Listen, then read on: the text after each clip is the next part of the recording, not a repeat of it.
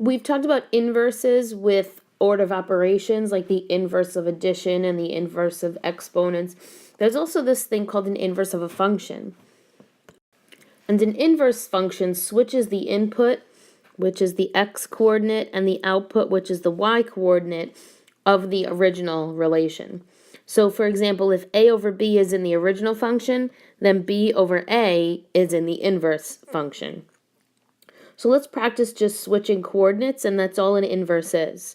So the coordinates in the inverse would be 7, negative 4, 4, negative 2, 1, 0, negative 2, 2, and negative 5, 4. Same thing for letter B. But let's write it like a table because that's how they wrote it.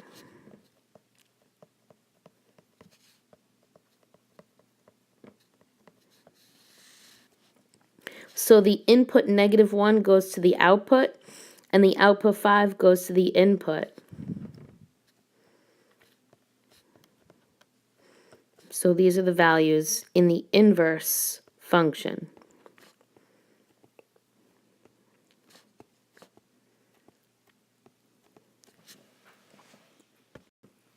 Oh, I'm sorry.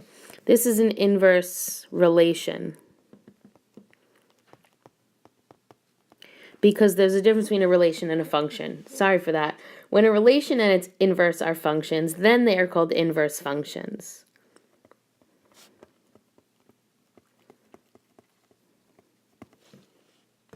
This phrasing right here, f of x, changes to the inverse of f of x. Now this exponent doesn't mean exponents. It doesn't mean raise it to the negative 1 power. This is how you write inverse functions. So please don't confuse that with a negative exponent. Okay, now we don't have ordered pairs, but we do just switch the x and the y. So if this equation is y equals 2x minus 5, then its inverse is x equals 2y minus 5. Now you should always get the y by itself, so let's do that.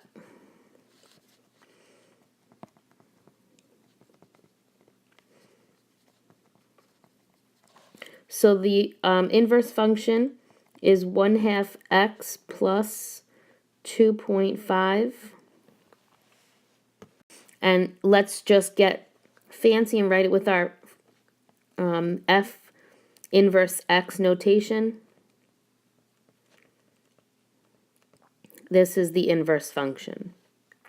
Now they want us to graph this, so you're just graphing the line 1/2 x plus 2.5.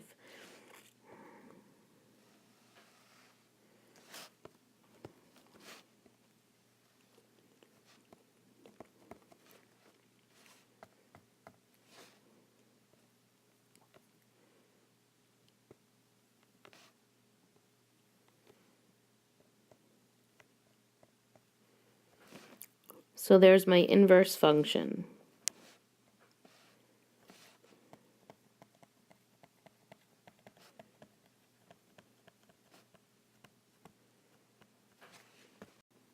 All right, one more together.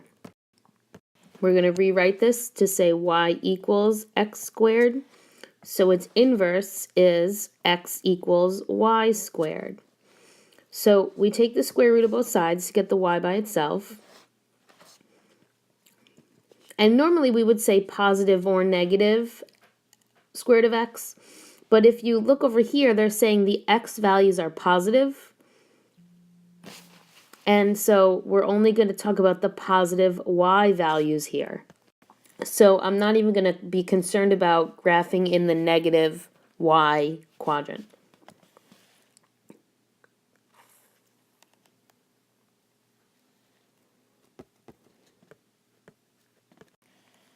So if you don't remember from earlier chapters what this graph looks like, the best way is to make a table of values.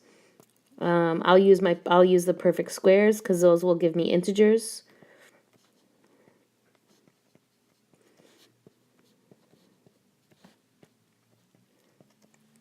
And now let's plot the points.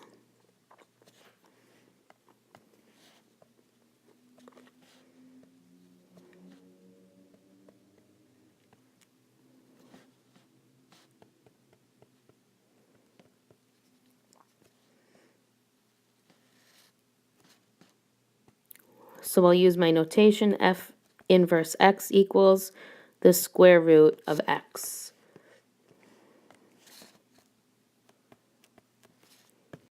If you have any questions, write them down and ask me when you come to class.